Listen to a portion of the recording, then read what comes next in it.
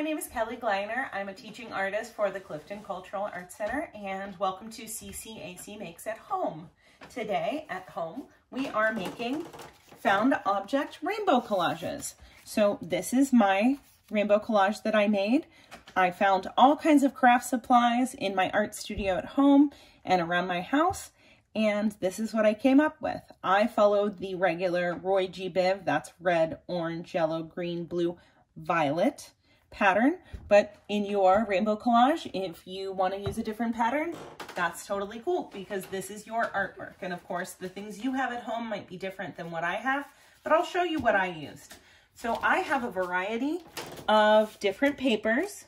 I have some origami paper, some tissue paper, some construction paper, all of those things here. And notice that there's a lot of scraps because I don't like to throw anything away. I also have a magazine that I've used for some different colors. And in this bin, I've put some foam shapes, and some of them are very thick. They're three-dimensional. And then I have my buttons. And most of all, I'm going to use the buttons that are flat because it's really, really, really difficult to glue down the buttons with the little nubbins there. Those are really hard to glue down. So if I were to glue this one down, I would stick it with that little nubbin facing up. And then I have some really fun, shiny, multicolored sequins here.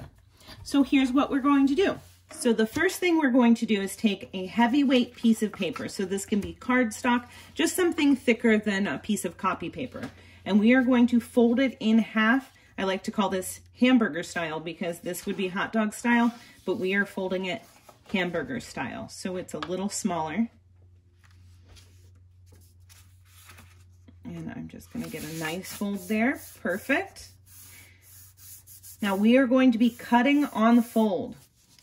So what that means is that we're cutting so that we keep it folded and so that when we open it back up, it will be symmetrical. That means the same on both sides. So you can see there's the crease, the fold from when I cut this before. So here's what we'll do. Now, I think it's best to start with this open corner, making sure it's still closed, and then we'll go up, up, and then start making that arc, that semicircle shape. So then we have that as a scrap, and then you can see it looks like a big bump now, like a little mountain. So in order to get that middle part, we can actually start here on our fold and go back down. You don't want to go all the way to here, otherwise you're going to end up with a very funny shape. But now I have my rainbow. There we go.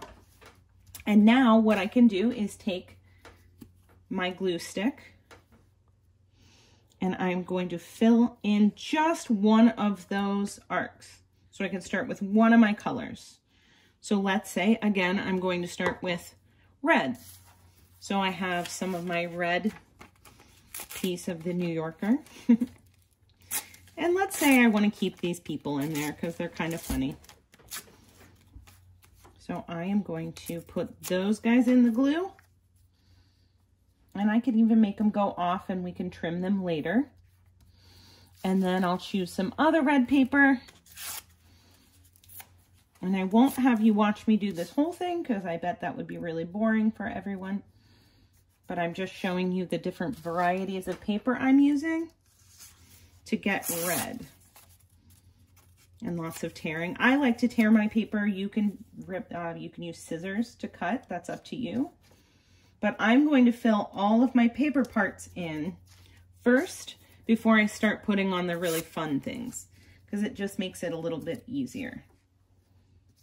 So now you can see I have my assistant here with me, and he's going to help me put on some of the three-dimensional or some of the foamy pieces, anything we want to put on. So we can add those on top of our red layer. So we'll each get our own glue stick now because all of this needs to stick with glue.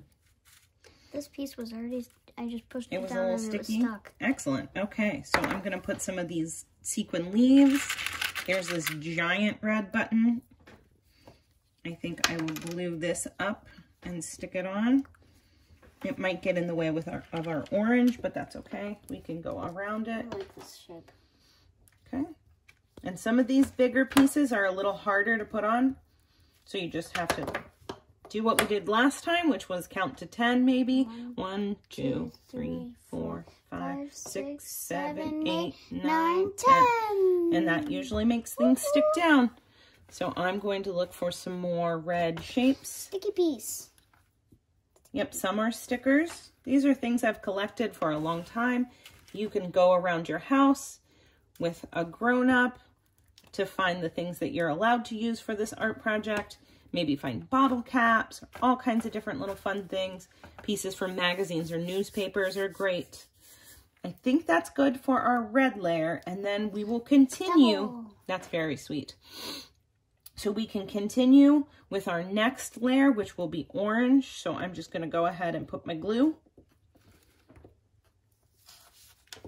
Okay, now we need orange paper. Yep, we're getting our orange pieces. So we have a variety of different kinds of orange. And again, we're ripping because I like the edge that it makes. You can cut with scissors. I like the edge too. Yeah, you could cut them into fun shapes. So you can see that we've been moving down through the rows of our rainbow, the different colors, and we've been making sure that we save some room. So Ezra's now working on the violet or purple layer, and then we'll fill back in with the blue, just so that we know we have enough room. So you can see that we've used origami paper, our buttons, our foam pieces, our sequins. We have the pieces of magazine, and we have some foam letters. So all kinds of materials were used in our piece. And I can see right here that there's no orange at the bottom. So I can go back in and edit. So I can look at my work and say, oh, I think that needs to be there. And that's kind of fun because it looks now like they're standing or sitting on something. But as you go through, you can find out, maybe you find another piece as you're looking around your house or doing something else and think, oh, that's exactly what I need for my artwork. So you can always come back and add to it. So now we have finished our rainbow. So this is the rainbow that I made by myself, and this is the one that my son/assistant made with me today. So this is a great project you can do with other members of your family. You could do one row at a time. So you could have Monday, we look for red items. Tuesday, we look for orange, and go through the rainbow that way, and then glue them all together. There's so many different ways you can do this project, but no matter what way you do it, I hope you have fun doing it, and we'd love to see pictures of your work. So thank you very much, and we hope to see you soon.